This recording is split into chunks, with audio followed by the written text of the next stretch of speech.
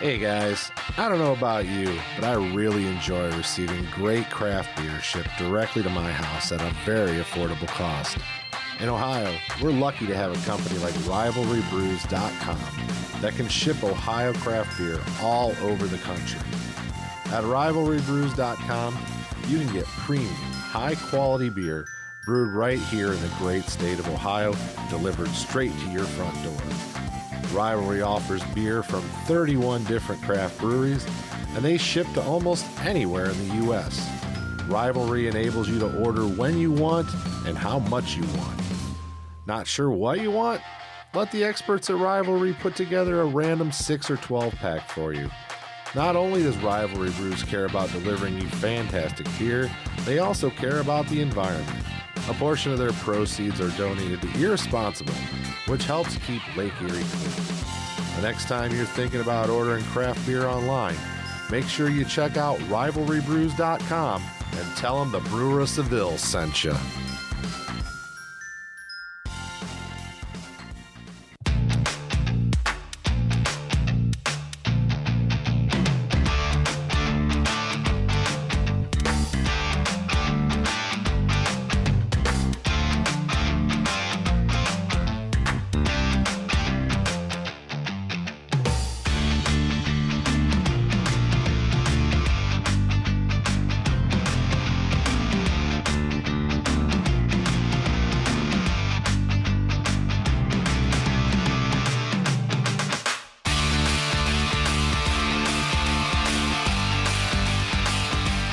Well, hey guys, welcome to the show. Thanks for tuning in. This is the 2022 Pint Talking Beer and Review.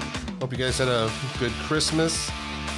Getting over a scratchy throat, and that sucks. Everybody's sick. But so this is a really special episode this week. We're doing our first ever crossover show, and by we, I mean our old buddy, the king of the crowler, the freak of fermentation, the sultan of stouts.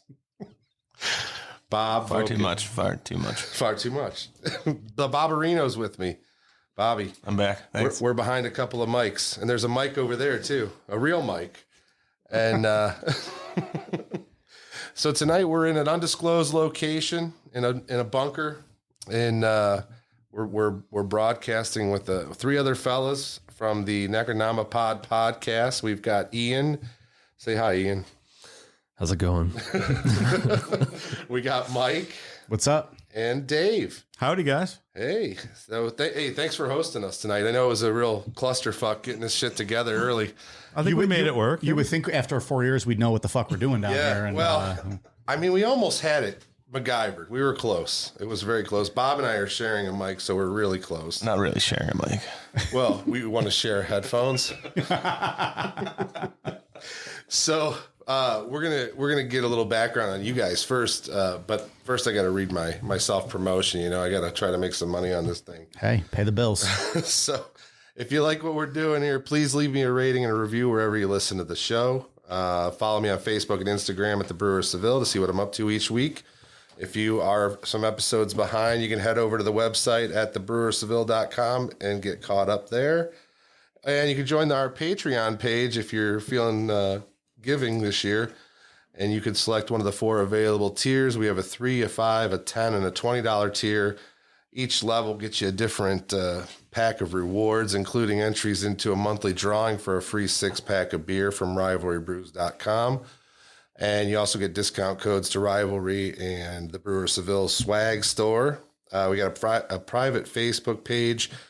Let's see, what else are we doing, Bob? We're going to do a Patreon only exclusive show once a month. Yeah, once a month. We have some more things coming, right? Yeah, and then we're also you also get this show early and without the ads. And I feel like you're going to do something for some people, right? And I am. I'm going to buy you a fucking beer for your birthday if you join the podcast or the Patreon page. What a generous fuck over here, right? I mean, not bad at all. I'm not going to buy you like a Hoppin' Frog stout. Like, I'm not giving you $9 or $10, but I'll give you like $7. So, how do we get those beers for our birthday? Oh, you just give me your Venmo Yeah. and I will Venmo you Nice. that beer. at that. My birthday was last week. I didn't know that they had beers through Venmo though. Well, we could do Venmo, we could do Apple Pay, we could do PayPal. However, You you know, like want hook it up through like Drizzly, where you could just deliver them a beer. Why does Drizzly sound like a pornographic website, dude? Dude, will you drizzly me, please? It's I like, got drizzled so good last night. it's like I'm into cream pies. No, I'm into Drizzlies. You drizzled all over my face. It was delicious hops. I love a Drizzly pearl necklace. Oh, this has gone off the rails immediately. You know what? You've been necronomatized. So, well, usually I cut out this ad for my Patreons. I might just keep it in now for them to listen to this. So, anyways, if you don't feel like subscribing, you could shop through my Amazon link, but lately Amazon's been a bunch of fucks and don't pay me like they're supposed to. So They're not telling gonna pay you us. after this. ever since Bezos left there, all hell's broken loose. Like if I buy a dildo on Amazon through your link, you get a couple cents. Is that Yes, how it I works? could, and I could see that it's a dildo, but I wouldn't know you bought it specifically. Okay. So- Fair enough. but now that you've said that, Yeah. if a dildo shows up, Keep your eye open. I'll be like, this is a pink fuzzy dildo. What kind of dildo is fuzzy? It's the best. So, anyways, if you have any feedback, you can leave it at the Brewer of Seville at gmail.com, or you can call or text it in, which none of you guys ever do, but it's 330. We haven't gotten a lot of calls or texts lately, huh? Just that time that we gave away a shirt. So maybe we have to give away more shirts. 330-271-0874. And that's it. Let's talk about beer and the year in beer and all that good shit that happened in 2022 about our favorite beverage, beer. But let's get some background on you guys first, man. So let's start. I'm going to go Dave first. I just tried calling you on the air. I wanted to make sure you turned your phone off on the record. I wanted to see if it would ring on the show. Let's see how professional these guys are. Meanwhile, Dave's phone goes off at least once a month. Or Siri. A little ding ding. My goes off. Siri, there's a lot of keywords that we apparently use in our show that sets my Siri off. Whenever I say butt constantly. plugs, Dave's phone goes off. It records it. It goes Siri, just yeah. right, Reordering your butt plugs. right to his Amazon wish list. Kenny just made 4 cents from his affiliate link. This is awesome. Keep buying Dave's butt plugs. You should start your own line of butt plugs. I'm thinking about The it. Necronama plugs. Necronama butt plug. Yeah, Necronama plugs. We'll sell anything, motherfuckers. You guys can We put don't your care. logo. I've seen them with like the heart jewels at the end of the butt plug. I We'll do I it. was gonna say, what are you doing here? You can put their logo on it. You know, you can. We're going to be like Kiss. We're going to fucking slap our name on everything. The condoms, the caskets. We have no butt shame. plugs. We don't care. Guys, I tattooed myself on myself. So, like, have you gone that far yet? We'll get there. We'll get there. So, talk about your guys' podcast, because I'm sure that people that are drunk listening to me don't listen to anything else. They just pass out after they listen to me. So we want to listen to you guys too. I feel like that's a bold statement. It is. It's actually, these guys are way more popular than I am. Talk about your podcast, man. Well, we started January 2019. Figured we'd do a few shows. No one would listen, and that'd be the end of it. And here we are 4 years later, just hit 10 million downloads not too long ago, and Nice. things are going great. And like, what specifically you guys talk about? I mean, I've mentioned it in my ads to people leading up to this show, but So we do a little bit of true crime. We do cryptids. We do cults. We do Aliens. UFOs, all that kind of creepy, macabre stuff. you guys, Paranormal, conspiracy. Everything. Yeah, that kind of stuff. Or even Mike did an RFK history show the other day. Occasionally so- we do a history show. Yeah. you guys do shows where you have to put in a lot of research. I do a show where I can just kind of look at something that morning in the interview. And then if Bob and I are doing something, he'll be like, "Did you even read the article?" I said, "No, I saw the headline. That's all I needed." You sound like me. Well, and that really goes back to Ian. He's kind of the brains behind the podcast, and this was all his thing and his idea. And he's a wealth of knowledge on most of these topics, and he does do a lot of research too. But he does all that, and Dave and I kind of just show up and drink beer and follow along with his story. And I like the drink beer part. Yeah. That's how they got Not me. a bad gig. No, and I've listened to some of your stuff, and you guys. I don't know how much you drink while you're doing the show, but you don't start slurring words like Bob and I do sometimes. I most certainly do, sir. Sir, you have not listened to the right episodes because Whiskey Dave is its own character on our show. Maybe I need to go back in the archives. You might need to find bit. some. There are some where we are ham-dazzled pretty much throughout the whole thing. And you can just tell, like, Ian's sitting there like, oh, I got like 3 more pages to get through. Like, just get me through this. And we're going off on our tangents. We try to have fun. We're 3 dudes who are just friends sitting around talking about these subjects. We don't try to make it anything more than that. We just want it to be like anybody could be sitting around a campfire, hanging out, talking about these subjects. That's what we do. And it's 3 friends drinking beer, talking shop. So what kind of talking about the beer? What kind of beer are you guys into? Are you mostly into the macros? Do you do like the craft beer? What's your favorite styles and stuff? I am so like our typical go-to, like we're just like, cheap Miller Lite type guys. Sure. I'm a big IPA fan. Okay. I have not met a beer that is too hoppy for me. Oh, wow. I love hoppy, punch you in the mouth type Wait beer. till you get to try this fucking Tangerine Express in this box. You're going to spit it all over. I can't wait. Wait, did you? So I mean, with that, because I got started on. I'm going to turn this to you. Don't turn that to me. Help you That's out, man. foolish. Yeah. I don't want you. I'm not part of this. Close. Did you ever had the original Stone Ruination IPA? I don't think so. It was probably back in 2000, maybe 2000, right? 2002, something like that. I fucking hate Stone, man. Yeah, and that's why I I got know 2 why you hate stories Stone. about them in this review. So the original Stone Ruination was that, and Bell's Two Hearted was what got me into craft beer pretty much from college. But Stone Ruination was like, it would beat the shit out of you with hops. Really? Like the bitterness, but it was delicious. It was delicious beer, and it was, but it got me into craft brewing. But that was like one of the ones that was like, holy fuck. You give this to any normal beer drinker, and they're like, this tastes like complete shit. See, that sounds like something I would like. And I still love Bell's to this day. Like that's a great one. Mm-hmm. So that's me. I know, Dave, you've been coming around on IPAs. Yeah, I don't really generally enjoy IPAs. I'm coming around a little bit, but not really my favorite. Are you into stouts or anything? No. More of a lager More guy. Pilsner lagers, yeah. Okay. If I knew that, I would have brought you specifically beer. I'll drink anything, but that's just my preference. He's just happy to have an alcohol in his hand. Like like all of us. Like Is it an alcohol? Is that what? and alcohol. Yeah. We're doing some alcohols tonight. We're doing a few alcohols. Ian, are you into beer? So I don't drink anymore. I smoke a lot of weed. Oh, that's good. Okay. That's fine. That's fine. But I used to like IPAs a It's lot. medicinal, by the way, folks. So don't get your papers. Oh yeah, in yeah. No, I'm good.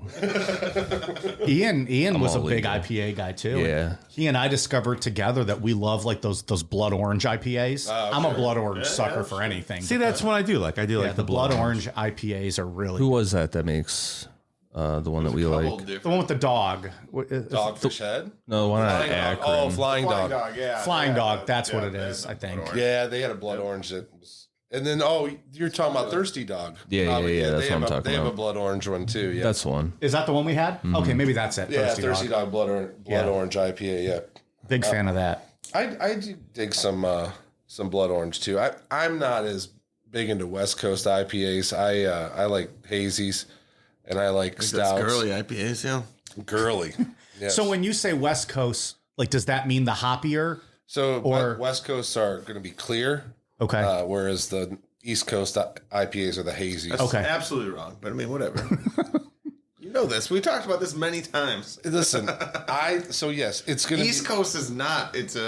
You're talking about like hazy in New England is different than an East Coast. Yeah, whatever. I mean, where's New England? It's not on It's not on the West together, Coast. man. I thought you were professional at I'm this. not professional. I don't know shit, dude. What are you talking about? We're fighting like an old married couple. This is why I stopped having you on all the podcasts, by the way. If I wanted to get talked down to, I'd just ask my girlfriend. So have you guys ever done any home brewing or anything? Messed around with that shit? You know, I have not. I did a long time ago in the early 90s, just in a bucket in the garage, and it was not good. I called it leisure lager. Back then it was mead, right, Dave? You and George Washington had It was just some lager. I made labels. It was a picture of me with a cigar in an easy chair. It was called leisure lager. With a lot of effort. It was fucking terrible. So Was it no good? I was out of that game after that. I wish you would still have a bottle of See, that. that's a tough style to do as a home brewer. I'll tell you that. It is, man, Yeah, it's especially not- with not no ideal. temperature control, and it's very difficult to get that to work out right. Meaning lager is Correct, tough. Yeah. So everything Dave likes, you can't make at home.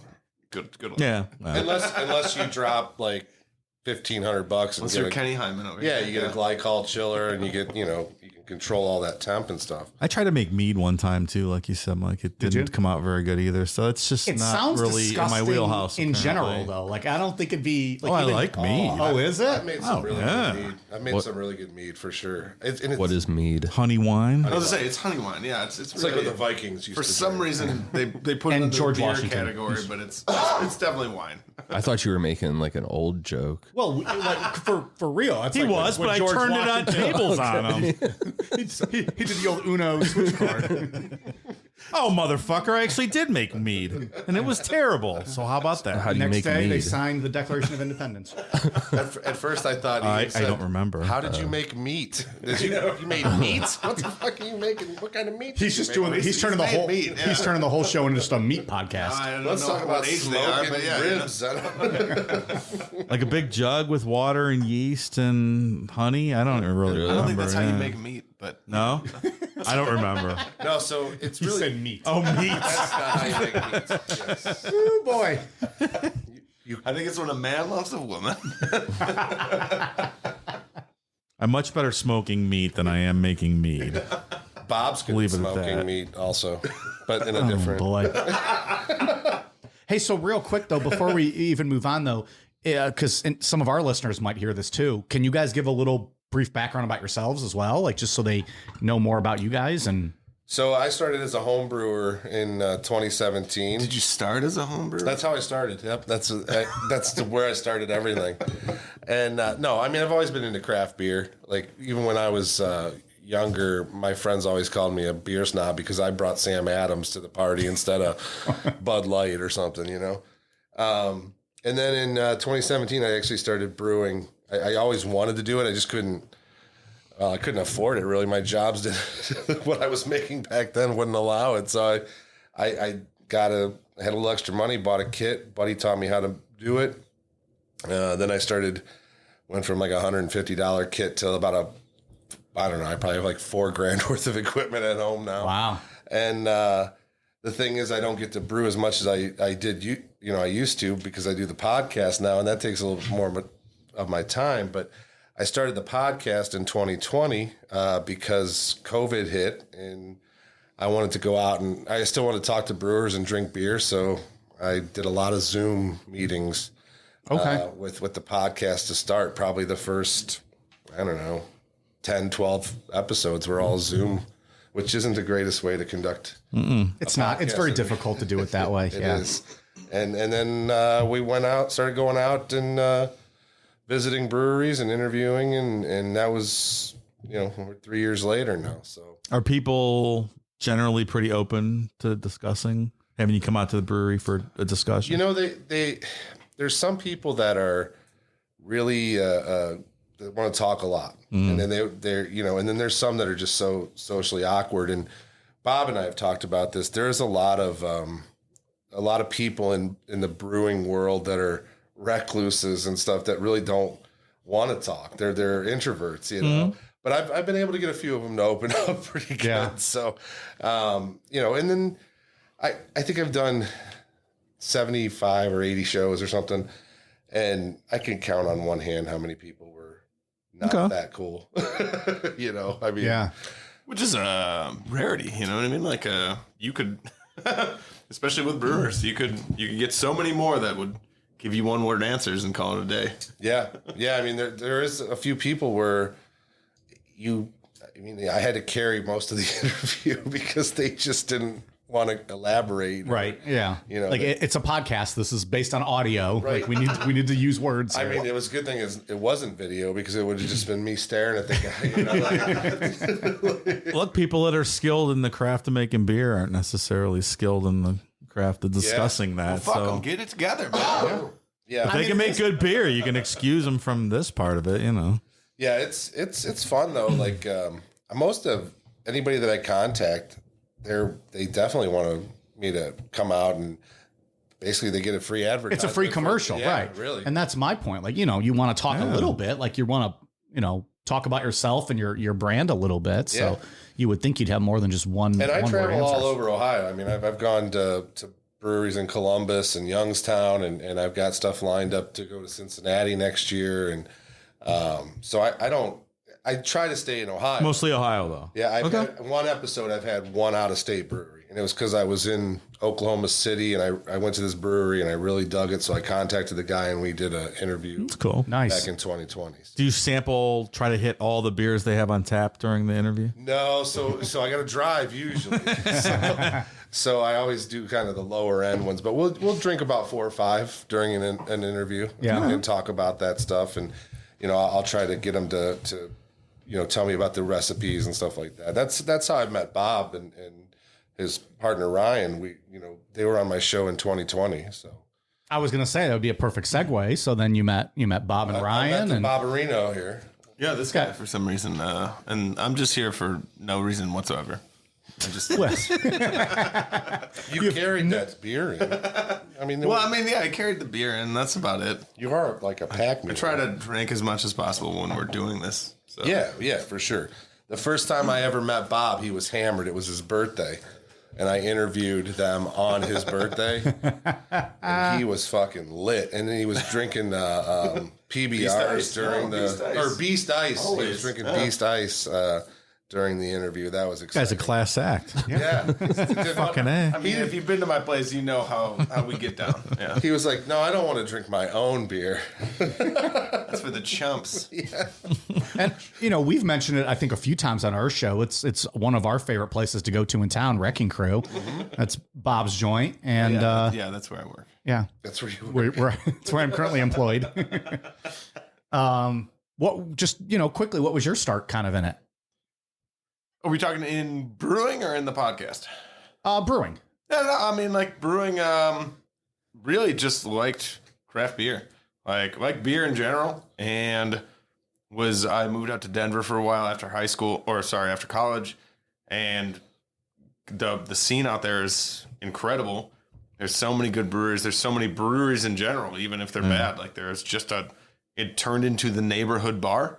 And I love that idea. I love the idea that was just everything's made on site. Everything's made here. It's a nice, fun place to kind of hang out and drink some beers. And you can, everything's different. You're not going to one bar to another to drink, High Life at each bar or PBR or whatever. You get, these guys have an IPA or these guys have, these guys have a nice Pilsner. These guys do stouts well, like whatever. You kind of have that, but you still, on every other corner was a brewery. So I was like, well, this is fucking sweet. And my buddies back here in Ohio were like, I'm intrigued to do this. My partner, Ryan, he's been homebrewing for 15 years at this point, just pretty much since he was able to drink alcohol, which, probably was a lot earlier. Did you love beer the first time you tasted it? I didn't. A lot of people didn't. Like, it was a learned, Yeah, this is a weird question. an acquired taste. It comes up a lot for sure. And it's like, I don't even remember the first time. Like, I remember I was opening. 6. I was 6 when I first had 6 years Right. old? And I had a sip of my uncle's Budweiser. How do you remember this? And it was beer, dude. I don't. It's my earliest memory is I remember. I was in the womb. No, I remember. I remember going to the movies with my dad and coming back with my mom. You get it? Oh, we get it, pal. Anyway, go back to Bob. But I was going to say, I remember being, 7 or 8 and getting my dad or my grandfather a beer, and I loved it the first time I tasted it. And I would, open a beer, sample it, make sure it was good for them before I handed it to them. But I've always loved it. Since the first time I tasted beer, I've loved it. So here's a quick story that may tell you the reason why everything is, or maybe why my palate is such garbage when it comes to beer. But yeah, so we used to, I was able to buy beer when I was younger. I had a beard when I was like 16 years old. I was in good shape. I could buy beer from stores. It wasn't difficult, right? But before that, we were, my parents would leave. We had like a cellar in our basement. We had a finished basement, so this is where everybody would hang out and stuff. And we had a cellar area. My grandpa would keep like these huge 30-gallon carboys of wine and shit like that in there. Like, it was wild. But then my dad would just leave the beer in there because it was cold. I was like, oh, perfect. So there would just be if he had a party or whatever, he'd just throw all the extra beer in there. So we would, nobody knew what was in there. So fuck it. Just take some beers when we're in the basement watching TV or playing Tony Hawk's Pro Skater and, get at it. And so we drink beer from time to time and sample whatever else was in there, which one time happened to be a gallon jug of soy sauce, it seemed. Oh. And we were like, oh, this is liquor. We got to try it. Let's take some shots of this. My grandpa did some weird shit. He just would ferment anything that was possible. He made dandelion wine a lot, which is fucking weird, right? But were you like, this tastes like LaChoy? No, I was like, this is interesting. This is interesting, and then I tasted it a little bit more, and I was like, I don't think so. I was like, I don't think this is alcoholic. But that was so. It was always getting skunked ass beers from my parents' parties and stuff like that. So beer was whatever it was. It wasn't the greatest thing to me since I first got it. But I think probably early on too, when you start drinking, you don't really give a shit about what it tastes like. You're just going. You want to get fucked up. You just want to get fucked up. Right, yeah. right. You like the end result versus getting there. But again, to what Mike was saying earlier, that Stone Ruination, as heavy as it was, that got me going, and I was like, fuck yeah, this is fucking intense. This is awesome. And then, that led to everything else. So in reality, beer was beer. I was always a fan of the Millers and I drank Genesee and no shit, again, you still are. Yeah. I drank Beast Ice a lot when I was younger, and I will still drink that. But what really got me into loving beer was I think Stone's Ruination. I think it was just this is fucking weird and this is different and this actually tastes really good. Where every other beer, I was like, I just want to get hammered.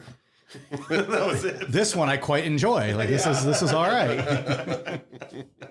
So I got a question for you guys before we go to a quick commercial. So with your podcast shows, you do just a random variety of different topics.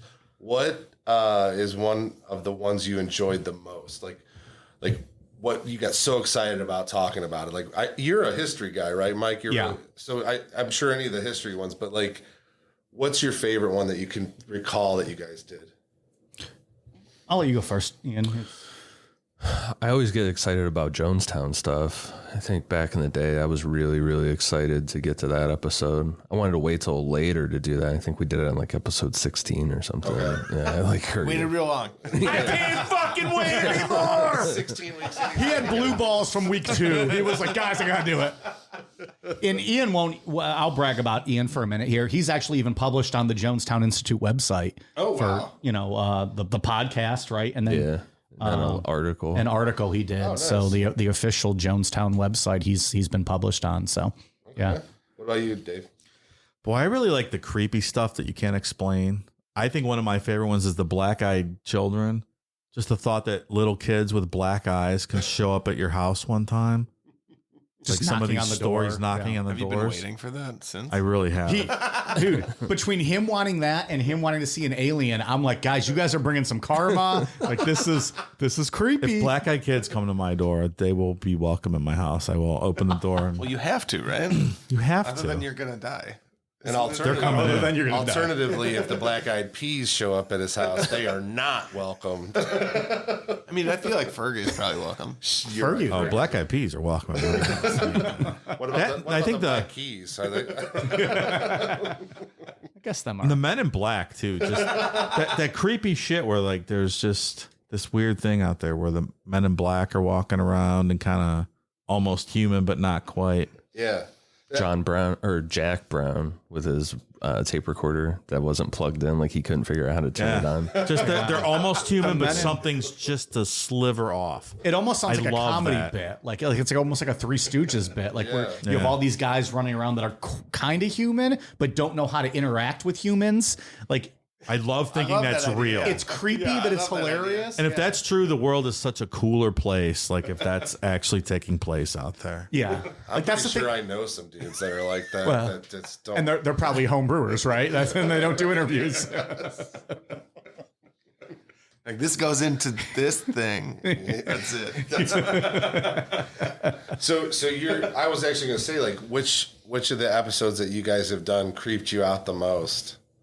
Would it be the Black-Eyed Kids? No, I just think that's really cool. It doesn't really creep me out. I think the missing 411 probably creeps me out. I mean, there's a lot of weird serial killer stuff that is terrifying, but I don't know. I think just get used to that after a while. But the thought that the missing 401, like you could be out hiking in Cuyahoga National Valley Park and some feral people or whatever might be the case could just snatch you off the trail. It's just weird. Yeah. It's fucking wild. And the amount of people that go missing every year that it's really not reported on in these national parks is terrifying. I'm going to have to... Which is why nobody should into your archives ever go and listen to outside. this. You got to listen to that stuff because it's really scary. And I've been to a lot of national parks, and the thought that people just get snatched off the trail like when they're 50 feet away from someone is terrifying. It's crazy. And That's the idea, right? Of there's supposed to be this like subgroup of individuals that just lives in the parks. That's that one of nobody the knows theories. about. Yeah. Feral people that have been out there for like Just are. generations. yeah, Raised by wolves. It's Yeah. and The Kenny audio is fucking terrifying. There's audio out there from I think it was like 72 or something. Some people say it's Bigfoot. Some people say it's feral people because it is a. some people say it's a hoax. Yeah. But if you take it for what it is, It's it fucking is scary. terrifying. Yeah. And our missing 411 episodes are by far our most popular episodes. People love listening to that stuff. What if it was just like that one M. Night Shyamalan movie, and they're just hanging The out? Village. Yeah. Where they're in the park in Philadelphia. Is that the one where it's like no people in the village don't even realize there's civilization around them? Right. Yeah, I remember seeing that. Yeah. That was a pretty good one. Some of his movies are all terrible, but There's a lot of that was a good terrible one. They all get a little goofy, but yeah. Like The Happening, that movie his, where nothing happened. was the worst. Like nothing happened. Maybe that's the whole Nothing. bit. That's the whole bit. It's the happening. You got Mark Wahlberg to sing on somebody's front porch. That was the greatest.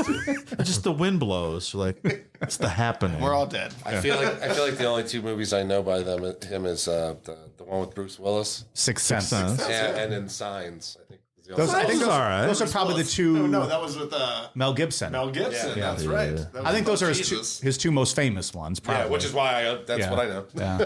But I did see The Village too, and I remember thinking it was all right. Huh. All right, I'll have to check those out. I'm going to put them in my to watch list. Yeah. It could be happening right here in Ohio in the parks. It could be happening. Oh, it for sure is happening in Ohio. Of any place, it's happening in Ohio. I think it's down there on Buckeye Lake or Buckeye Creek or whatever the hell it's called. Well, we're going to take a quick break, get some more beers, and then when we come back, we'll get to some news stories from 2022.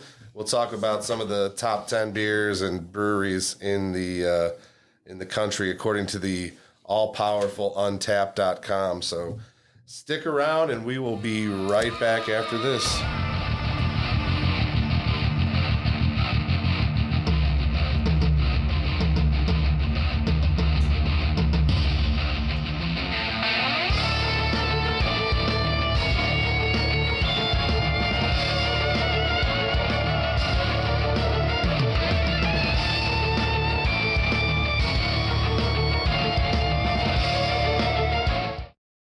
Hi everyone.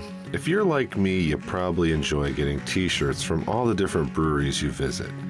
Well, now there's a club that allows you to receive a t-shirt from different breweries throughout the country. Shirts on Tap gives customers several different options each month as they're able to choose a brewery from San Diego, Denver, Portland, Seattle, Dallas, New England, and Chicago. Subscribers will then select their shirt design and whether or not they wish to upgrade their box to include a hoodie, long sleeve, baseball tee, or a hat. There's no long-term commitment to the subscription and you can cancel at any time. If you don't like any of the selections for that month, you can choose to skip it altogether. So head on over to shirtsontap.com and enter the code RQ7SZR and receive $10 off your first month. Again, that's shirtsontap.com. Use the code RQ7SZR and receive $10 off your first month.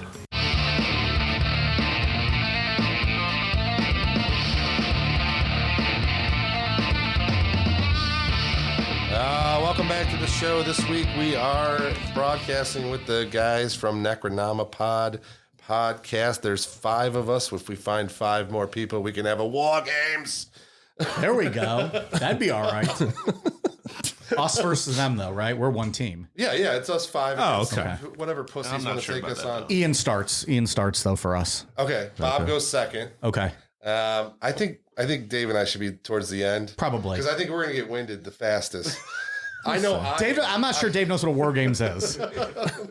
I was hoping to catch on here. Well, I'm not sure what a war game is. So it's a wrestling match, and it's 2 rings, With a cage around a it. cage around the entire thing. Oh. 2 guys start fighting each other. The rest of us, so like if Ian starts, us 4 are locked in a cage on the outside, as well as 4 guys from the other team. Every 5 minutes, one of us gets released. And it goes until one fall, right? And it actually doesn't even, the official match doesn't start till all 10 guys are Yeah. in the ring. So like if Understood. Ian's in first, he's going to be taking a shit ton of punishment, or whoever's in first. Yeah, I'll go last. I like how, Dave's like, yeah, I'm going to go last. I like how he sent Ian in first. He's like, Ian's got to go first. Well, Yeah, I don't know. I didn't have a say in the He's the match. showman. He's just ready to beat some ass. That's Yeah, he's ready to go. But to be fair, I sacrificed Bob second. So That's true. Well, that's fine. They're the guys with the endurance. That's wrong. All right, so That is wrong. We will lose quickly. So we're back here. We're going to talk a little bit about 2022 and some of the top news stories. Let's drink some beers, guys. What do we all got here? Oh my gosh, it's in stereo almost. So there's a couple of Tangerine Express, and my hearts go out to you for drinking those. I have not tried it Smells yet. so bad. First sip. It's the worst beer. On It's the not. face of It's the- not good. What is it? Tangerine Express, hazy IPA. I actually don't think that's bad at all. Well, let's quite talk like about let's talk about why we have it in front of us. Yeah, good. so I want a quick story real quick about the Tangerine Express. We bought this one time, a 6-pack, me and my girlfriend, and we were sitting on the deck drinking it. We drank one each, and we were like, this is the worst beer ever. What can we do to not waste this? So we made chicken. It marinates a mean chicken, Okay. but it tastes like fuck when you I drink don't it. dislike it. I don't mind it. Well, Mike, you're a weird guy, so How strong is it? What's the? 6.7. That's not bad. It's okay going down. with that, It's yeah. got a weird taste on Got a the weird back end. aftertaste. It's got a weird front, a weird like aroma. it's got a weird first taste, a weird second taste, and No, after. I think it tastes like tangerine. It doesn't taste like an IPA. It's very smooth when it comes to that. I don't think it's very IPA. Yeah, I agree That's with what I mean. that. It's very, very different, but I just don't like that tangerine taste. that's understandable. Would you say that about Dave? Like any tangerine though? Like you're just not a tangerine probably fan. I like to eat a tangerine itself. But I mean, like, I don't necessarily like it in the beer, though. period. Any kind of beer What probably. if it was in a ham sandwich? Oh, I no. don't think in that context I would like it Okay, either. I don't know what to tell you. I don't know. Do you like that, Bob? I mean, who doesn't like that? You like a tangerine and a ham sandwich? No, I don't. Oh, I mean, I've never had it, but I was about to end our friendship. I was wait, have you had it then? no, So then, how do you know that you wouldn't like it? because it just sounds fucking gross. I don't know what that means. it sounds like you're tiptoeing with pineapple on pizza, and Necronomapod is very anti Hawaiian pizza. That's right. If we get the the savories with the sweets. It doesn't work around this part. So No, not a fan. That's a very divisive category. Are you a fan, You Kenny? know, I can eat it. Yeah? I don't hate it. But you don't order it. If it's there, you would eat it. If it was there, I'd eat it. Okay. Yeah, I don't go out of my way to make it. All right. Well, you're okay then. All right. You're fine. So the reason we're drinking Stone is they've actually made the two of the biggest stories, in my opinion, for the year. So the first one is they had sued Molson Coors for a trademark infringement back in, I think, 2021. And basically what had happened was... do you know the answer to this question? You probably don't. But when did Molson Coors acquire Keystone? I don't know. I didn't do that much research. So It sounds right. So they got Molson Coors got Keystone, and they changed the brand, the label on the Keystone can to highlight the word Stone. Now, Stone in the past has sued. I think they had over a couple hundred open legal cases where they've sued for infringement on the name Stone. Like they trademarked the fucking word Stone. Anything with Stone in the name. If it was, like even Keystone, I'm sure that they were like, we could probably put we might in there. We might own you in a few months. Stand by. So they've sued little breweries that were like, Shale Stone or whatever. You know, they were like, oh, you calling yourself Stone? We're Pretty sure they own Tombstone frozen pizzas now, right? Exactly. Like, it's kind of lame, like that you're able to trademark the word Stone when it's such a It's a generic word. Yeah. Well, in reality, a lot of these companies they wouldn't win with. They would just wanted to cease and desist and say, hey, like, there's an issue with if somebody looks up Stone, you might come up, and we don't want that to be the case. Which, as a huge company that they were, that's what they want. Which is, in my mind, it's shitty, but like for a corporation, I get it. Like you want the recognition, you want the name recognition. So the key part of Keystone was very small on the can, and the Stone part was very large. Because everybody wants a rack of stones. Yes, and what they would do is I think they specifically told their like distributors and stuff, make sure that they're marketing it where they're facing Stone out on the shelf. You know what I mean? They wanted you to see the Stone. And, I remember seeing that. Yeah. Just Stone. Yeah. It looks sweet. And people... when you're a Stone Cold fan. My eyes go right to it. I also think it's really unlikely that people were buying Keystone thinking they were buying Stone beers, because it's probably two different categories of people. Do you live in the world that we live in, though? It's not People don't know what side of the road to drive on, man. Listen, I mean, there's some people east or southwest of me in Seville that probably were buying Keystone because it was Keystone, not because it said Stone on it. And people who are going to the store to look for Stone are not going to mistake it Keystone for Stone. Right. A bit of a price differential, no? Also that. You can get a case or a 6-pack. Right. By the same price. Get like a fucking 30-pack of Keystone. 30 rack, yeah. So after a 3-week trial, the judge actually awarded Stone $56 million in damages from the Molson Coors company, which was short of the $216 million Stone was asking for. God damn. So they ended up winning, and Molson Coors said the spokesperson Marty Maloney used the decision as an opportunity to take another swipe at Stone, insinuating that the smaller brewery had other motives for their lawsuit. What we learned through this trial is that Stone's lawsuit was not driven by consumer confusion, and that Stone Brewing has $464 million in debt to pay to their private equity investors in 2023. Which leads us to our second story. In September of 2022, the Japanese beer company Sapporo bought Stone for $165 million. Now, I heard also that they ate all of the debt that Stone had incurred.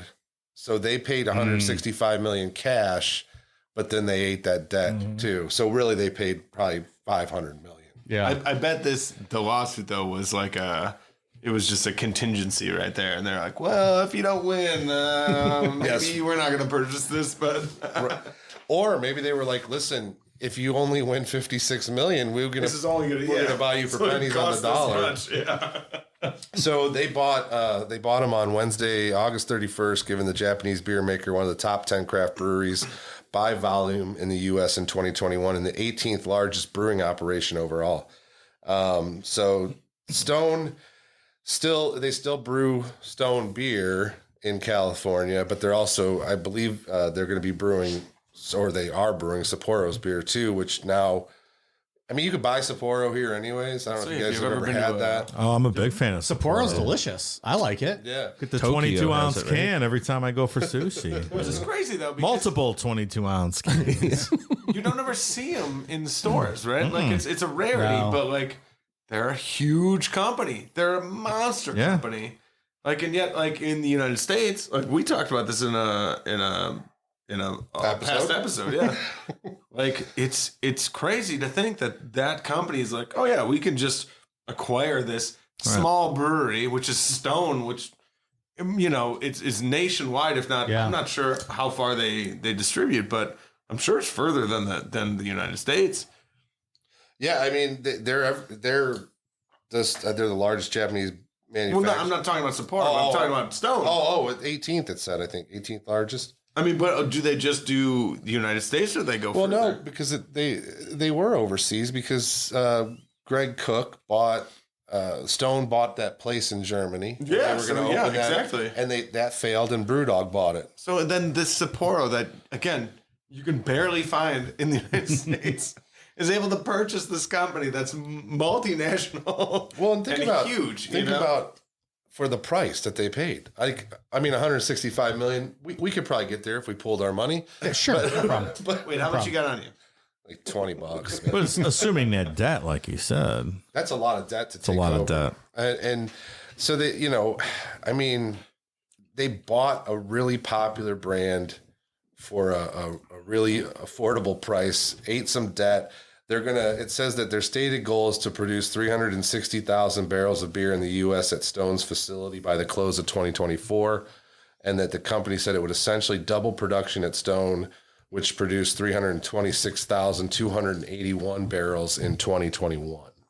With that, I mean, like, you guys, obviously, you know, we're all beer drinkers, but like Stone, right? What's your make on? We already talked about like this tangerine beer that we have, but like, as a company, what do you guys know about Stone? Nothing.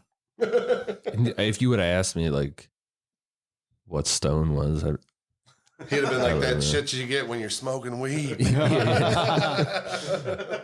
What else do they produce? They have one real popular. But they don't, though. Arrogant Bastard was a popular. Yes, but I've heard of that before. That wasn't that like 13.5%, like something crazy. It's higher. It's like, I think it might be 11 or 12, but yeah, it's got they do 22-ounce bottles of it. Yeah. But they sold it off. Oh, did they? I didn't know. No, yeah, that was a while back. They sold Arrogant Bastard. So their biggest brand name was Arrogant Bastard, It's gone. And they were like, well, we don't want to sell out, but this brand is pretty solid for us, so we're going to sell it, and somebody else can own it, and then go from there, and we're going to keep everything else, and then we're in good shape. So Arrogant Bastard is no longer obviously Stone isn't no longer a thing, but like Arrogant Bastard was out of their hands for a while before that.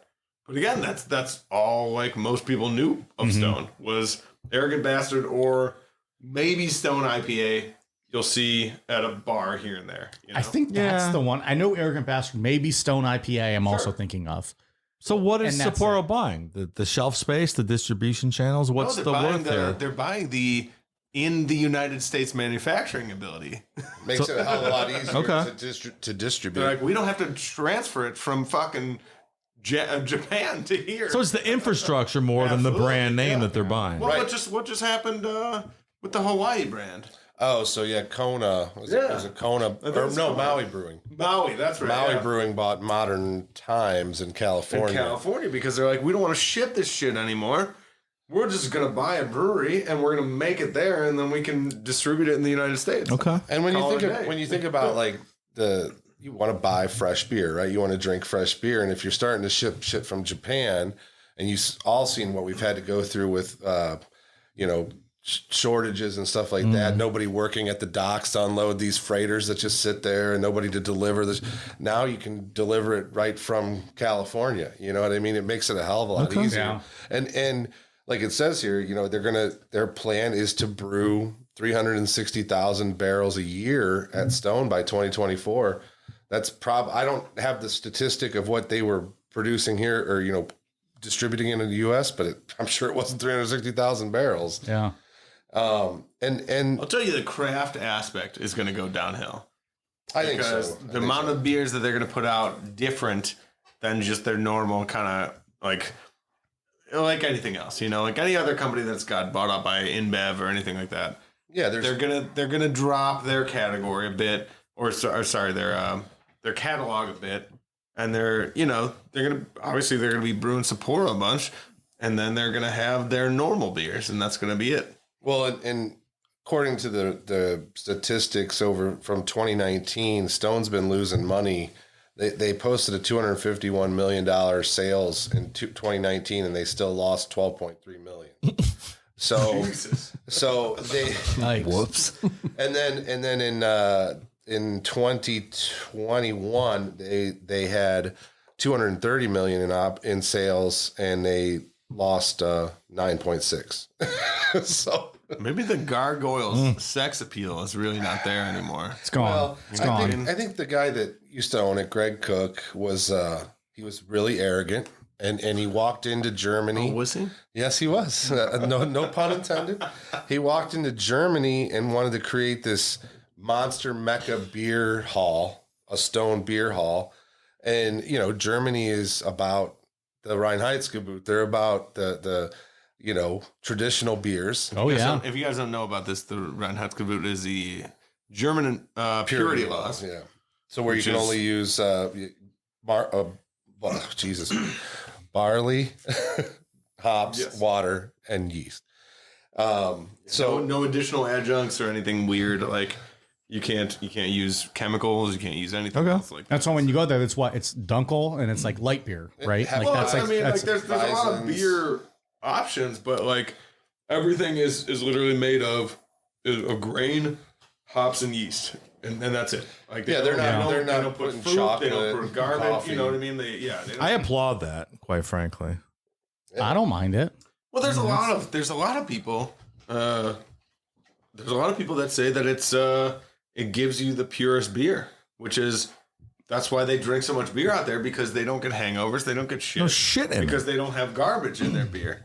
They're not drinking fucking Pepsi beer. You know what I mean? Yeah, like, right. They're living the pure life off of this just pure ass beer. You mean to tell me they don't have Mountain Dew alcohol over there? Like we got sitting here next to us. They're missing out, really. We're gonna crack open some of these tonight before the show ends. We're opening some of this. It's gonna happen. Yeah. Well, yeah, we could talk about. We can get into that story right now too. But just to close on that, Greg Cook, he walked into Germany where fucking beer was born, and he's like, "I'm the beer Jesus." Yeah. He called himself the beer Jesus. Like, They're like, "Hey, suck our dicks, Wait, but motherfucker." Did not Matt Cole do the same thing? hey, no, Matt Cole's a good guy, and I know he's a great guy. Don't talk shit about him. I'm gonna have him on my show. But Who's Matt Cole? Does he not own a couple? Fatheads. Oh, fuck that guy. Pretty sure he's I'm kidding. I like fatheads. Matt, we love you. He's We love opened a you. couple breweries in Germany recently. I don't know about that. I'll ask him. Do you have them booked? I yet? do. Oh, do you? Oh, okay. Oh, can you ask him for me? March 21st. The Fatheads out in North Olmsted used to have the best nachos in town. Okay. Anywhere. Beer. I have a question with the appetizers. Completely changed them. They were like wonton. I don't know what kind of nachos they were, but they were fucking I remember fantastic. you saying this. They're different now. They're gone. Ask that guy I to will. bring back those nachos I will. that they had at the Fatheads in North The one that Olmsted. you were talking about is, I believe, Holy is the original, shit, were those good? right? It's the one in North Olmsted. Something Yeah. is the original. That's where Well- that's where Cole started. Best nachos I've ever had in my I life. actually think Pittsburgh was the original one. Not with the brewing though. Okay. So they started brewing in Ohio, they were originally a restaurant in Pittsburgh, and then they wanted to get beer, so they started brewing in Ohio, and then they got that on the train and all that. I don't know if that metaphor makes any sense. You like that? You know, On the train? I'll pull the train out there, so it makes sense. Hey, Matt, bring those nachos back. Yes. Those were so fucking good. Fuck the beer questions. We don't know about the nachos. I'm going hot about the nachos when Yes, Oh, he's man. a big barbecue guy. Those are is. awesome. He is a barbecue guy. So the other story I had, it was kind of interesting. Monster Energy acquired Canarchy. So Canarchy is a conglomerate of beers. I think Cigar City's one of them, Oscar Blues. So they I've had Oscar Blues. yeah, so they're part of this. They were part of Canarchy. Monster Beverage acquired them for $330 million. Monster as in the energy drink. The energy drink, yes, Monster Energy drink, and their big, I think their big hullabaloo was to get into the hard Mountain Dews and stuff. Fuck yes. So they basically took it was Cigar City, Oscar Blues, Deep Ellum, Perrin Brewing, Squatters, and Wasatch to the Monster Beverage portfolio. I've heard of Cigar City before too. I don't know if I've had it, but It's I've over heard- it's in Florida. Yeah. okay. Their most popular You've probably beer is had High High Life. Life, Yeah, which Probably. that's their most popular one that you can get up here. So there's also in 2021, Bloomberg reported that Monster Beverage was exploring a deal with Modelo and Corona. It's Constellation, The right? Constellation brands, yeah. They wanted to get into Who did Constellation just acquire in the last 2 years? They acquired a big boy. wasn't it New Belgium? I think so. Yeah, that's right. I think yeah. And then just it was that's right. They because New Belgium was owned privately, and then it was company. Well, it it was was a company employee owned. owned. Yeah, it was They sold employee owned. they sold it to the employees, and then the employees sold it to Constellation. so they Constellation owns like a lot of the, like you said, like the Modelo's, the Coronas, that kind of stuff. But I mean, everybody wants to make money, and if New Belgium's making money, then fuck it. Well, so here's the other thing too. Coca-Cola actually owns part of Monster. So now they own 16% or 17% in Monster, and there's speculation that they want to try to buy the whole thing. So now you're talking about adding like Coke, hard Cokes, like the hard Mountain Dews. Get at it. I'm surprised that's not a thing yet, though. To be honest, Seriously. like why would that Surprised not it's be? taking this long. Like why would Jack and Coke not come together on some kind of drink and sell little bottles of Jack and Coke? Well, so we talked about Bob and I talked about this before. One of the biggest growing products was canned cocktails in 2021. From basically, I think it started growing from COVID. Bob can't seem to wrap his head around why people would buy these drinks. And I said, dude, nobody wants to carry around a bottle of vodka and a bottle of fucking... Well, you're a fool. You're going to buy a 6-pack of canned cocktails for $24 when you can buy a bottle of liquor for $20 and a mixer for $6. $5. And you can make 30 times the drinks. But then you got to carry a backpack. Let's just call it maybe 10 times the drinks. Then you got to carry a backpack into the party. Are you opposed to carrying a backpack? So that's kind of what High Noon is, right? Like Mike, you drink High Noon all I the love time. High It's a Noon. vodka and juice sort of thing. Yeah. I Pre-mixed. think it's more of a seltzer, I believe. It's not a canned cocktail, I don't think, right? I'm not sure what they consider themselves. Because I know but it's- it's not. Is it actual vodka or is it like malt liquor? I don't think they consider themselves a seltzer though. It's more of like the fruit juice mixed with the vodka. Oh, okay.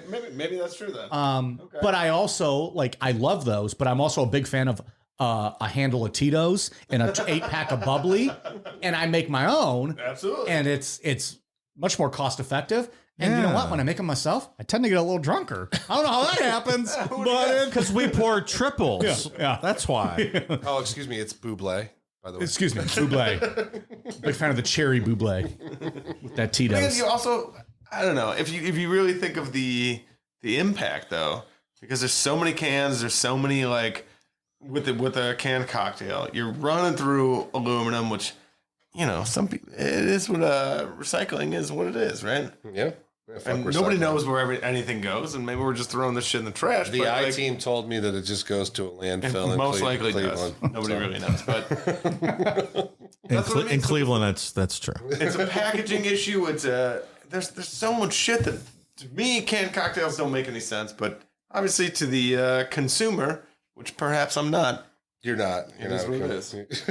You're not even a seller. There's just something better about making it yourself, right? I Like just always making agree your with own that. little drink. I drink a lot of Crown and Gingers. I'm thinking about what a can of Crown and Ginger would Oh, it's definitely out there. taste like It's out gotta of be the there. fridge. It's gotta be there. You would, Tastes I like don't want aluminum. that. Yeah, I don't want that. Dave, and this is 100% the truth. If you bought a 6-pack of what I would imagine a Crown and Ginger would be, a 6-pack of cans of that, you would have the same buzz as if you made your own 2 Crown and Gingers. That's exactly right. Because I pour triples. Exactly. Cost you 3 times the Right. price. I'm not doing that. Yeah. That's ridiculous. Yep. So Coca-Cola teamed up. They did team up with Molson Coors, and they created Topo Chico hard seltzer.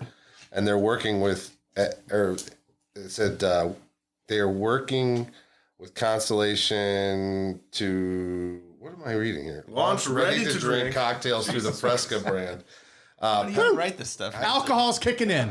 Let's go. PepsiCo and Sam Adams are followed up last summer and launched a hard offering under the Mountain Dew brand, which we have over there. Well, do we all know about what happened with Sam Adams and their wonderful line of seltzers? No. It's just we certainly Truly, don't. right? Truly, yes, correct. That's Truly. Sam Adams was That is- truly? yeah. Sam Adams is Truly. Yes. What? So Sam Adams put up a real high marker on their seltzer beverages for their investors, and they're like, "Hey, seltzer's gonna kill. We're gonna make a ton of money. Like this is gonna be the next thing. This is gonna be fucking Disney World for us, right?" And it did not. So they got sued by their investors, and I mean they gave them money because they're like, "Yeah, we fucking." They ended up dumping a shitload of seltzer. Like Sam Adams, you can look it up. Like they dumped a shitload of their Truly seltzers because they just couldn't sell them. Well, they call it the date was not accurate, and we didn't want a non-fresh product. Ah, to come out, okay. right. So they had to dump them. They had to purge. It was a purge. But I mean, like, I say we drink one of these guys. We got to crack them Well, open. fuck it, yeah, Let's let's- crack them So open. what is that? Is that malt liquor then that are in most of these? It's just malt liquor, right? Well, technically, I would say yes. Yeah. It is. It's the same as a Colt 45. No, it's alcohol absolutely wise, not right? that at all. No. It doesn't taste, not taste wise, but it's all malt liquor, right? Well, I think it's just like a seltzer. It's just a sugar. and Sugar, yeast. sugar fermented with a flavor So additive. I wanted the Baja Blast. That's what I got. What do you I've heard guys the want? Baja Blast is the best. You want one? No, I want something. I want the regular. I'm a purist. I don't know what the regular sense is. of I got watermelon. I sense a headache tomorrow morning if I'm going to be having one of these. What's the regular? Just that green one? Hard. The one that just There you go. Which one you want? I don't care.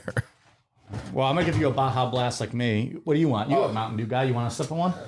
I'll have a sip of whatever you have. I'm gonna tell you I got right the now, Baja Blast. as a diabetic, and I see that it's 0 sugar. This might be my new drink right here, guys. I'm also surprised that Taco Bell did not get in on this. Yeah, for real. It's malt beverage. It's all the same. It's just malt liquor. So in my mind, this is gonna be Smirnoff is malt beverage. this is but gonna that's be all that stuff is. this It's is all in gonna the be Boone's flavoring, Farm, right? This is Boone's Farm. It's a Colt 45 with sugar water. Ian's like, no. I concur, Ian. I concur. Ian, tell me what you think. Good. That is rough. Dude, so It's like a carbonated Mad Dog 2020. it tastes like they used stevia or Look, I'm gonna be honest. I don't think it's awful, but I don't think I could drink a whole can. This is disgusting. It's Who too sugary. drinks this? I couldn't drink all of this. It doesn't taste terrible. All right, so there was a huge display in Giant Eagle. That's bad. I'm sure the Giant Eagle that you guys go. I'm sure you saw it. yeah. It was there for a while, and now it's gone. It's like cough. There's probably a syrup. reason why. Well, is the awful. drug mart right by us up the road still has a display, and I saw it. that shit's terrible. It is extremely sweet. It's Extremely sweet. but it's fake sweet. Yeah. It's Oh, it's, oh, complete- yeah. it's like there must be aspartame in it. It's totally That's definitely some ass in it. I'm trying. I'm hitting a nostalgic taste in the back of my brain here somewhere, and I'm trying to It tastes like Mad Dog Tasted. 2020. The blue It is very kind. much a Boone's Farm. what it Mad is? Dog. I think so. I was always the. So the watermelon's just hot garbage. Don't ever even try that one. It's terrible. Oh my What god! does anyone want to try the Baja? I mean, I don't mind sharing. yeah. Yeah, I don't mind. Oh, I'm not drinking the rest of that. That's awful. They- I like that. I kind of like the Baja Blast a little bit better. That's less sweet. Tastes nothing like Mountain Dew. No, but it's less sweet than Baja. Try Baja. Yeah, that's. You all right, Dave? No, it's horrible. He needs a Oh, I thought he was going to get sick. I was like, God damn, pal. Throw up. He's so offended by it. There you go. That would Broken skull. That's way sweeter than that. If he would have thrown up, it'd have been the first time ever on my show. I don't either, but I can't drink it. Like, I'm not going to be drinking all this. Yeah. Yeah, that's bad. Like, if you gave me a shot of this, I'm like, oh, okay. That's a fun little shot. That's it. That is just rotten. I don't hate it though. Like I could drink it. But that one's better. The original is better.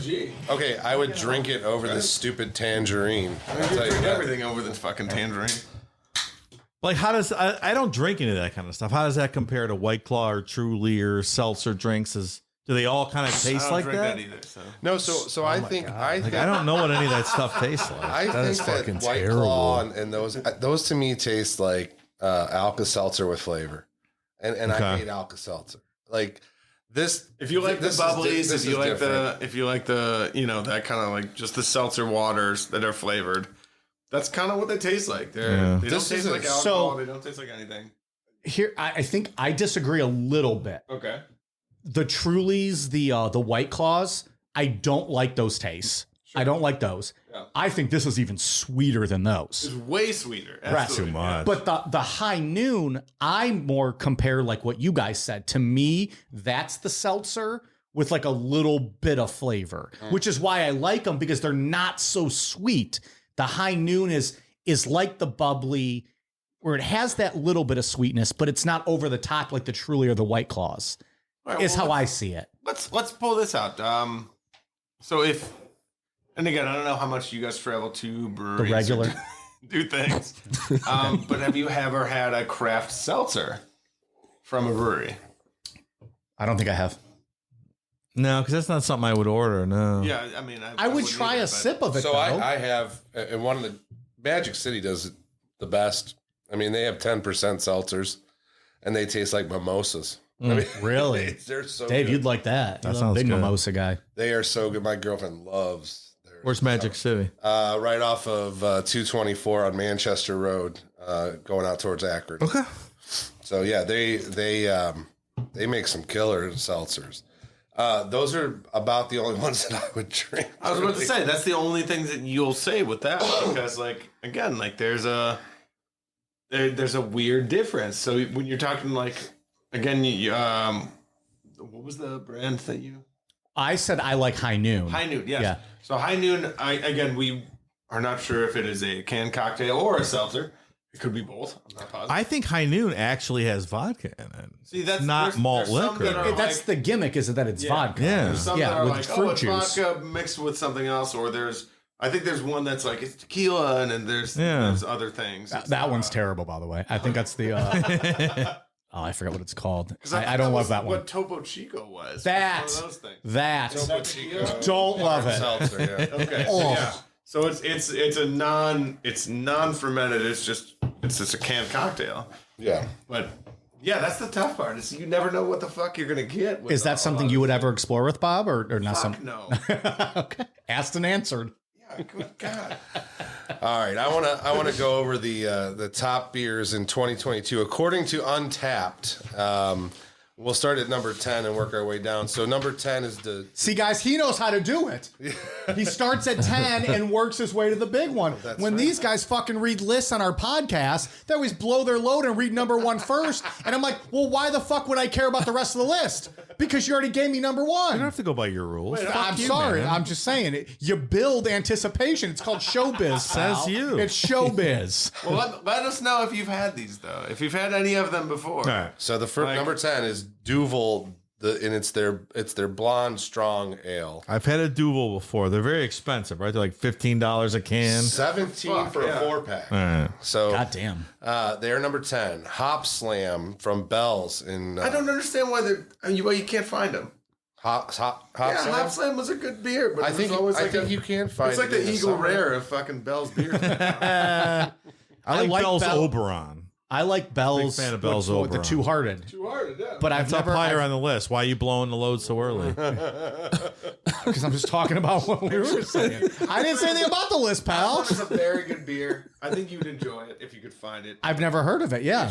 It should be. It was always very accessible back in the day. I know in the summertime it's definitely more accessible out here. I don't know what the deal is. So number 8, I'm sure you guys haven't had because they're from the far East Coast. The Alchemist. It's called Focal Banger. We're in Ohio. It's not- I know, but what is the far east coast? so wait, it's Japan, far the, east the rising sun. No, it's. I should say it's because they don't distribute here. So you'd have Correct, to know yeah. somebody that knows somebody or whatever to get it for you. Number 7 is the Trappist. I don't even know how to say this. luck on Trappist this. West Blurturton. We should make Ian read it. He's good at those. Just read it. Oh, Read Ian, it. read number 7. Trappist.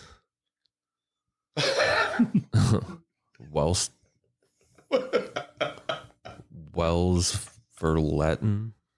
12. The whole thing. So that's the name of the beer, and it's from what brewery? Browergy Descent 6 Tolsvin Westerleven. Close Not gonna work here anymore. I like it. That's why they're number 7, because nobody could fucking say what they wanted to buy. I would not buy that. The only way that you can order that is just point. Yeah. I will do that one. Is that number 6? I'll take it. Speaking of number 6, King Julius from Treehouse. You've had this? I've had it. It's a fantastic beer. You didn't bring any for us. I didn't have any left of that. How much one. did it cost for you for a 6-pack? So I usually buy a case, and it's about $110. So, Boy. Jesus.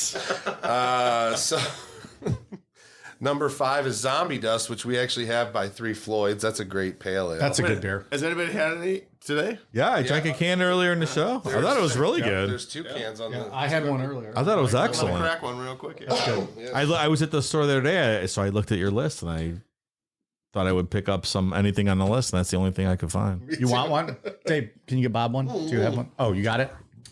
Number 4 is actually Two Hearted by Bell's. It's fantastic. It's delicious. Oh, you mentioned that earlier, Mike. Yeah, it's good.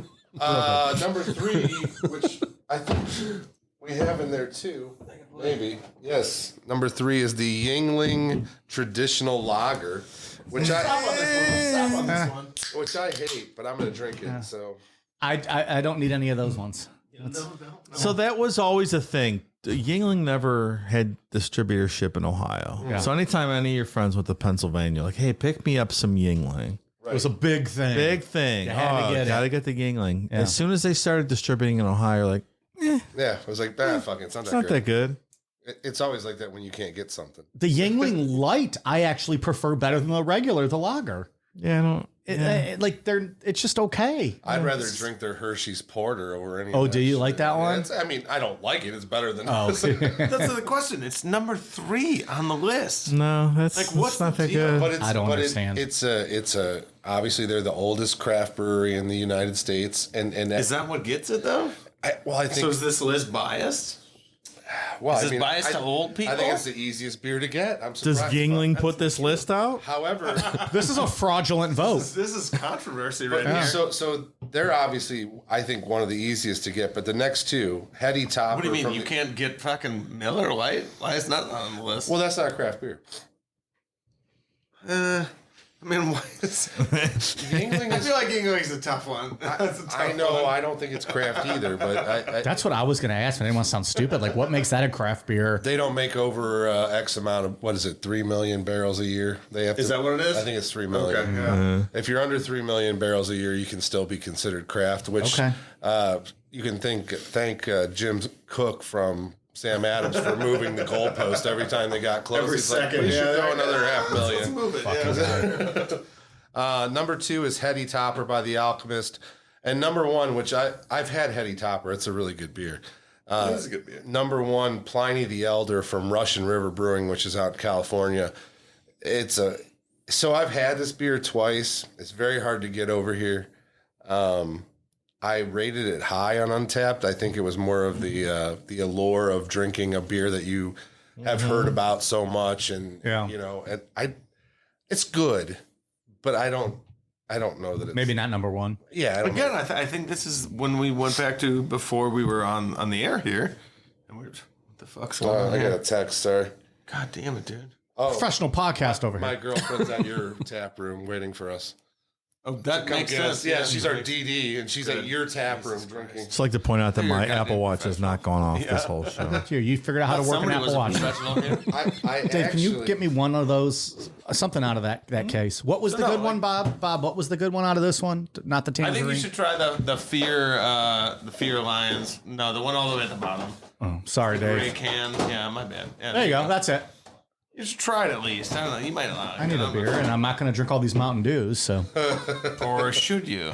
well, I'm gonna move on to the top 10 craft breweries with the most 5-star check-ins in 2022. Now, I know this has got to be fucked up. So Dogfish Head is number 10 with the most 5-star check-ins. I've been to Dogfish Head They got good beer. in Rehoboth Beach. Wait, where? In Boston? No, that's in Rehoboth Beach. I don't know. What Isn't that the original one? That's Delaware. Delaware. yeah. Delaware. Okay. Yeah, I've been there. Right on. Okay. That was cool. Yep. Number 9 is Yingling. Yingling has had the most. I think this is a trick. Actually, you know who sponsored this is Oscar Blues. Actually, that's weird, and they're not even on the list anyway. Yes, yeah. If you rank a Yingling beer at a 5-star, you're fucking stupid. So, number 8 is Sierra Nevada, which I can't argue with. Sierra Nevada makes some great beers. Number 7 is Sam Adams. I mean, Sam Adams makes good beers too, for sure. I mean, yeah, but like Not 5. I don't know about 5-star. 5-star. 5 stars. I don't give a lot What of is 5 it? stars.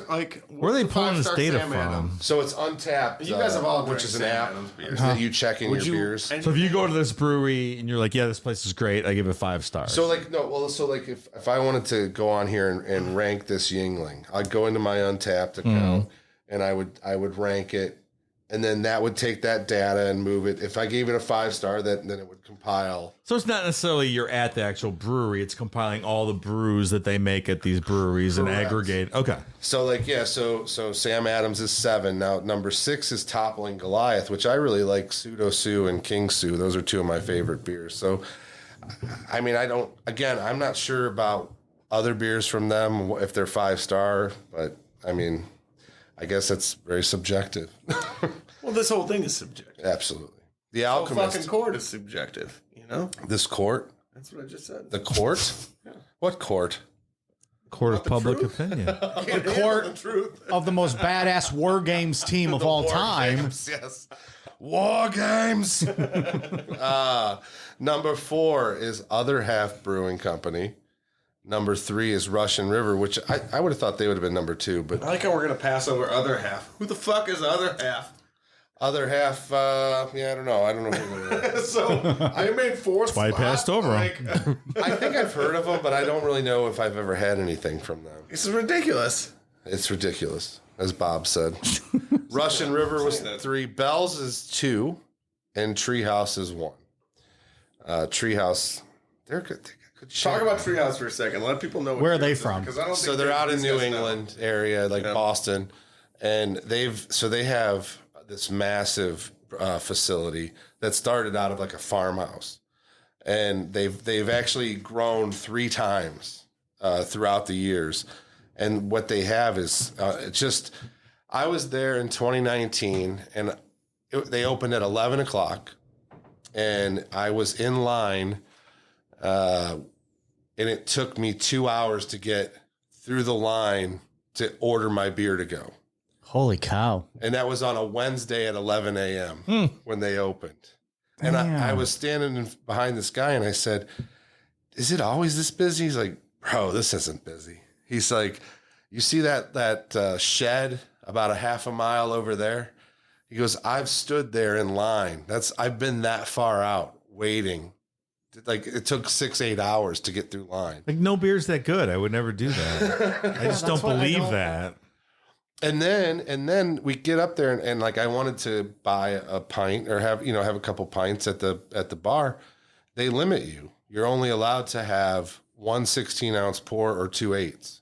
They sell you a ticket for that, and then that's it. Because they don't want you sitting there getting shit-faced at their brewery. They want you to buy the stuff to go. Holy cow. And I walked out of there. I had a case, and it was about $140 with what I picked. I saw people pulling dollies out of there with like 8 cases.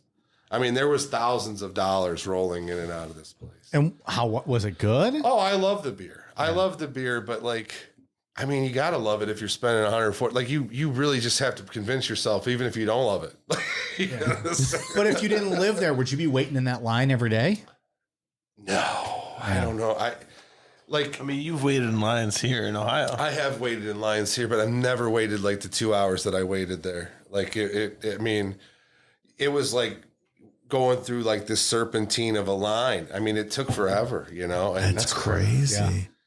But after I drank 6 of them, I'd be like, yeah, I could have drank 6 Miller Lights. I would have got to the same place. And I'm feeling pretty good. I don't know. And they do not distribute outside of their. They don't have to, apparently. Yeah, no, it sounds like they're doing show- just fine. You show up on a Wednesday at 11 o'clock. You're going to wait 2 hours to get your beer. So they actually now have, I think they have like 3 or 4 other locations that you can do orders to pick up and stuff. So it makes it a little bit easier. But yeah, that was rough, man. But I enjoyed it. It was one of those things where like I had to have it. You know what I mean? I get it. That's as the a beer experience. connoisseur. Sure. I'm trying to think about what I would stand in line that long to get. You didn't do this in high school, I'm Dave, for drawing a fucking blank. Metallica tickets. That furry dildo that you're putting out. The Necronama plug. Didn't you get suspended from school for like skipping class for Slayer tickets or something? Like you've Probably. done. You told a story on the show for something about getting in trouble for waiting. You got fired from a job. I got fired for Yeah. standing in line at Monsters of Rock tickets. So I'm just saying there are things you will That was do. awesome. Yeah. Okay, I'm just saying. It's a once in a lifetime opportunity. Of course. Well, just saying there are things. Monsters of Rock. Akron Rubber Bowl, 1987. 88, 87? has the 87. Blockbuster. What did you get fired from? CBS. CBS. Revco back then, sir. How old were you at that point? I was 42. 2 years old, Bob. I was 2 years old. All right. 40. He was 42. I got a buddy a job once, and he was a terrible worker, and he called off the one day and said his feet were just hurting him so bad he couldn't come to work. And I worked at DIY Home Warehouse in Medina, and so my boss was watching the news later that night, and they had a thing going on for, I think it was at Audrey Iacona back in the day. Mm-hmm. And there was a bunch of news crews around Medina, and they interviewed my buddy that called off that day. And my boss is like, I saw Wesley on the TV. He's like, oh no, he didn't. He couldn't walk. Not smart. Don't get interviewed by the news if you call off work, man. So the top 10 beer styles of 2022. I don't believe any of this, just so you know. Bob does not agree with any of these. Number 10 is a lambic, which is like a fruited, like sour-ish type beer. It's a thick Belgian in my mind. Yeah, fruited. It's thick Belgian sour. What's that one? What's the most popular one that they sell around here? It's like 3.2%. It's over by the Samuel Smith beers. Yeah, it's with the elephants on it, right? Yeah. It's got a bunch of weird shit on it. It's fuck. like a. They sell like a cherry one or like a strawberry. It's over. Giant Eagle has it right in the warm aisle. Warm aisle. It is what it is. Number 9 is the Imperial Double Porter. Number 8 is the Imperial Oatmeal Stout. Number 7 is the fruit lambic versus the traditional lambic. Where did this list come from? Yeah, this is This is a ridiculous list. Untapped. No one drinks this shit. There's like 104 stouts on this 10-item list. This is absurd. That's right. Number 6, Imperial Milk Stout. That's what I That said. I sounds don't believe fucking a word of terrible. this. Oh, that's good. It's really Imperial Milk Really? Stouts are good, man. You're talking my language right now. Talking about like Santa style right there. Yeah. I don't think I'd like it based on his face. I usually like what he likes. It's a creamy, thick beer.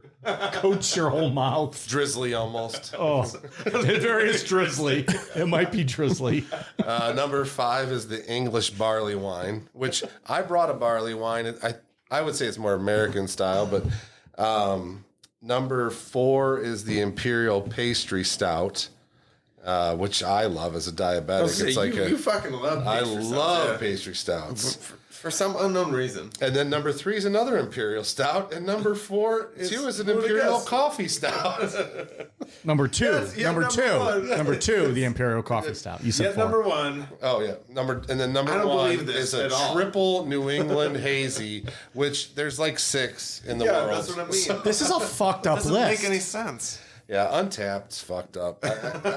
I was like, All of you at Untapped, figure your shit out. Okay? It's fucking Russian bots is what it is. yeah, it's get Russian your shit bots. together, man. 75% of the tools I see order beers order a fucking Bud Light. I don't believe this list at all. Ever. Well, they don't check in. They don't A check in double on Untapped. oatmeal. I'll have a double oatmeal.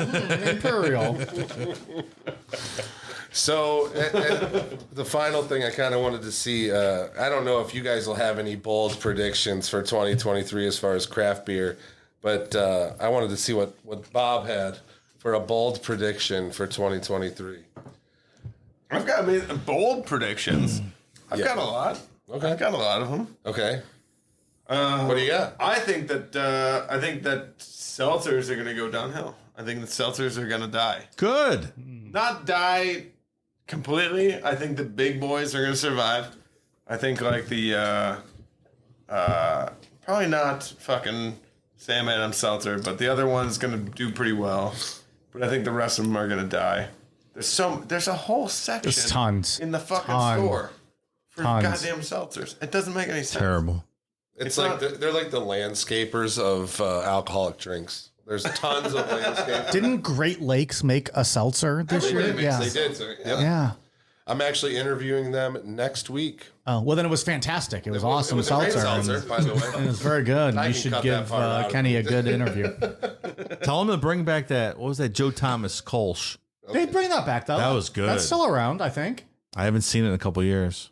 Oh, I thought I saw- might be missing I it. did but see it this year. Yeah, Did you? it's been around. I saw it. I missed it then. That was good. Yeah, it is really good. That's a good summer crusher beer for sure. Real good.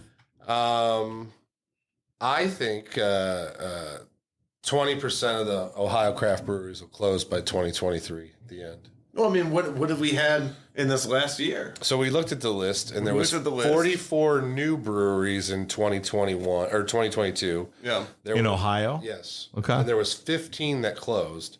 So 44 opened, 15 closed. We're over 400 breweries in Well, Ohio. was it 44? But some of those might have been meaderies That's and what I'm saying. wineries. Like, yeah. There was a So couple. It was here and there. So it was, I think 4 of them might have been. It was But probably 40. it's still a bold like statistic with 44 versus what did you say 15? 15 closed. There's a lot of 44 bad open ones. versus 15, yeah. Like I've been to breweries around here that don't have one good beer. Like Well, so- not yeah. one. So that's the problem. Like I'm Wrecking talking. Crew Brewers. Yeah, definitely. Those guys. So I've talked to guys, and we kind of agree that like just because you know how to make beer doesn't mean you should open a brewery. Like Well, I Keep think it to this is yourselves and your I think family. This is a bold statement that you know how to make beer. Well- just because you can brew a beer. just because you know the process. You go through the actions of making a beer. Some I mean, people. Dave can tell you. He's made that great lager. He made that leisure lager. Leisure lager, man. I was like, I'm so proud of that.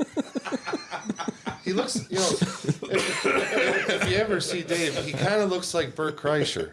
I don't know if you guys know who Bert Kreischer is. I've seen Bert Kreischer live before. Yeah, you kind of look like. Do you think so? I think he's a better looking Bert Kreischer. I mean, you're tatted. Bert Kreischer's not tatted, but you're definitely you could probably pass for him. I saw Bert Kreischer at the still have your shirt Funny Bone in Columbus a couple years ago. He was really I saw good. him. Was that inside the mall? Yeah. Yeah, it's weird. At Easton? Right? Was it at Easton? Yeah, absolutely.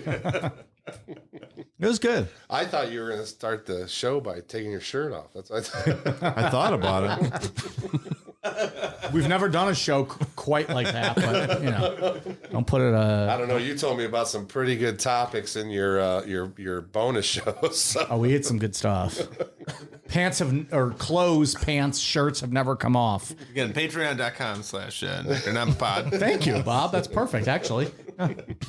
I also here's my boldest prediction. I think the average cost of beer is going to increase by 10 to 20% in 2023 as far as a pint is I'm concerned. quitting after that point. Well, and that means Bob is going to raise his pints to $7 by the end of 2023. You better fucking know. By the end, By the end that's of a 2023, bold statement. you're going to do it by 2023. I'm going to talk. Bob's like, you mean by the end of this fucking week? I'm going to get you motherfuckers. You know, I talk to Bob every day about he should jack his prices up. So. You talked to me about jacking something, but I mean, it's well, listen, that's supposed to be between you and I. Woo! Now, you know who I went as for Halloween was you. I dressed as you. what I just said. Yes.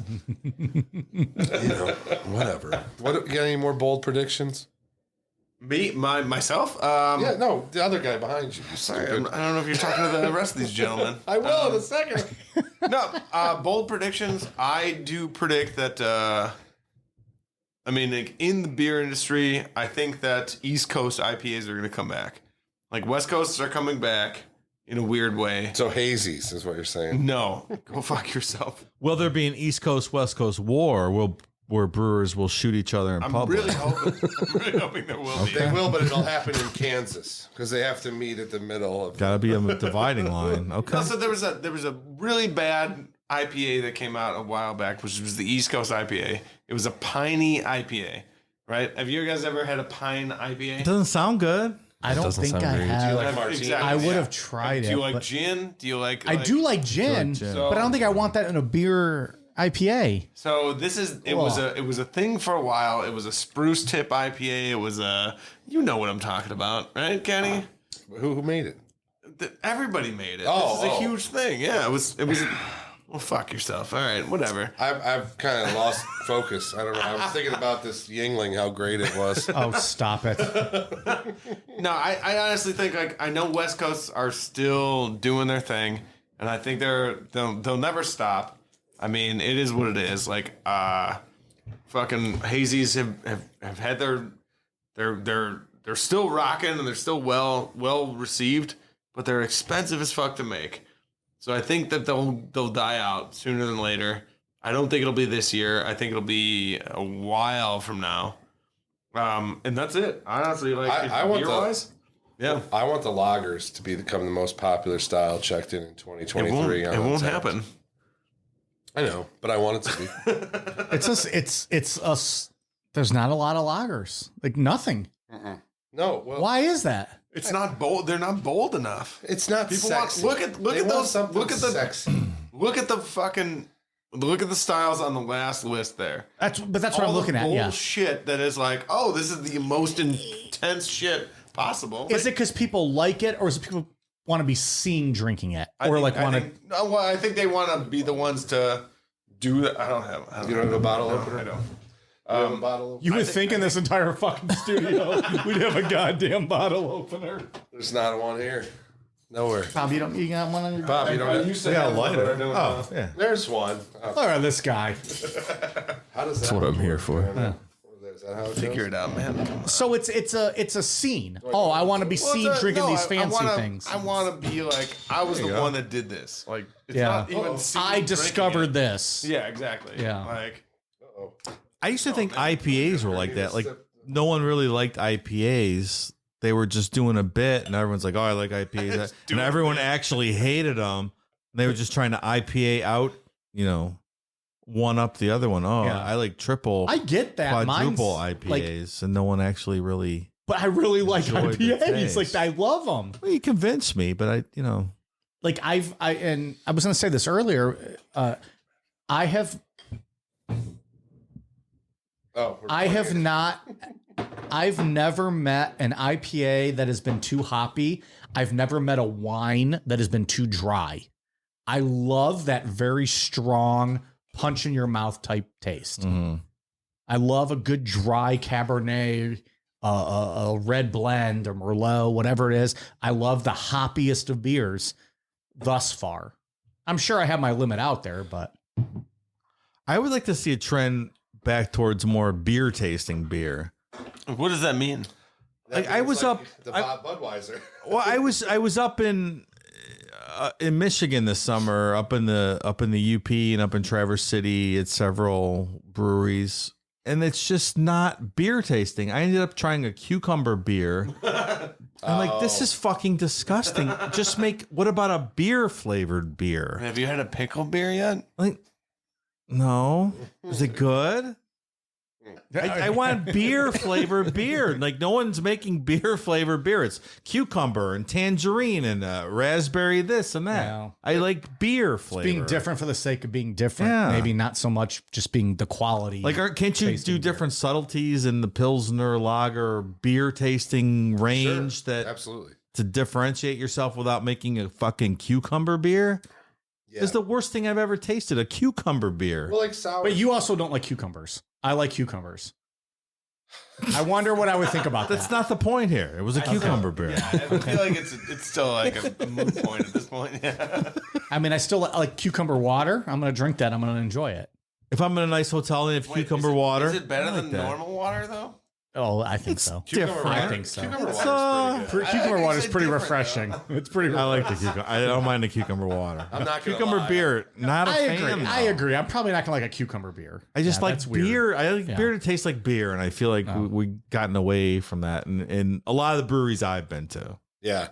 Yeah. And like the sours are so popular still. And it's like, yeah, if you like drinking stomach acid, So yeah, we didn't really even get into The that. sours I are the can't stand worst. sours. I can't do sours. I used to like them when I was, started here, like there was a time where I would drink them all the time. Really? And then I got one that just tasted like throw up in a cup.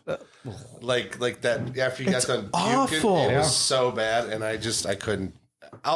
It's funny. Sometimes like some of the brewers will make me drink theirs, They're sours. Yeah. But fortunately they've been okay.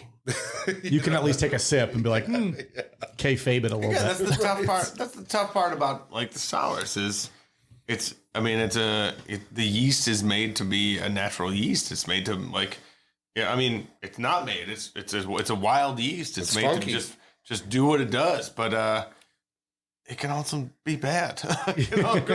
It can go in a southern range that you don't really want, So it's like, well, fuck. Why would you, especially as small breweries in Ohio and people like doing what they're doing around us, why would you even fuck with that? Yeah, just it's leave it gross. to the professionals. Yep. Fuck it. Well, hey, I think we've done enough damage, right? We can still drink after this thing. What do you guys think? We good? Yeah. What'd you pour us here for the last little thing round? What is this? This is a barley wine that I made in, I think it was 2019. It's 11.5%. It's called the Gnarly Barley Beast of the East. And This one you were telling us about off air before. yes, it's You the made. one that had the bourbon soaked oak chips for like a year. And then it sat on it for another Ian year. probably likes the Couple of months. logo. It looks like an anime. Can you turn it like an anime type? That's cool. Yeah, my buddy drew that. It's a big beer. Strong. It's tasty. See, I like this. It's smooth, right? For having Very bourbon. smooth. It's aged well over the last few years. So Did you have to pay Bam Bam Bigelow royalties on that? Beast No. from the East. hey, make sure that you guys go out there and follow Necronomipod on Facebook and Instagram at Necronomipod. You can also head over to their website at necronomipod.com. and see what's going on. Guys, thanks again for letting us infiltrate your bunker here today. No, thanks for having us. Good stuff. And before I get out, I want to shout out to my patrons. I don't have nearly as many as you guys, so I can do my whole list. Carrie Sullivan, Mike Perman, Brian Elmore, Tim O'Hara, Robert Visker, Sean White, Ryan Kilbane, Andy Hardman, Chris Hardman, and Fred Coleman. Thank you guys for your support. That is going to wrap it up for this show for 2022. So the next time you hear me, I will be in. Bob and I are going to be doing a new show for you weekly called The Style Files. That's going to come out the first week of January. Of course, Pint Talking will be back again in 2023. And we're going to do, like I said, the Power Hour if you join the Patreon. And It's worth it. Yep. Do it. And you can hit the music and we can get out of here, man. So everybody have a happy new year. And until next year, stay safe, keep your glasses full. And as always, cheers, friends. Cheers.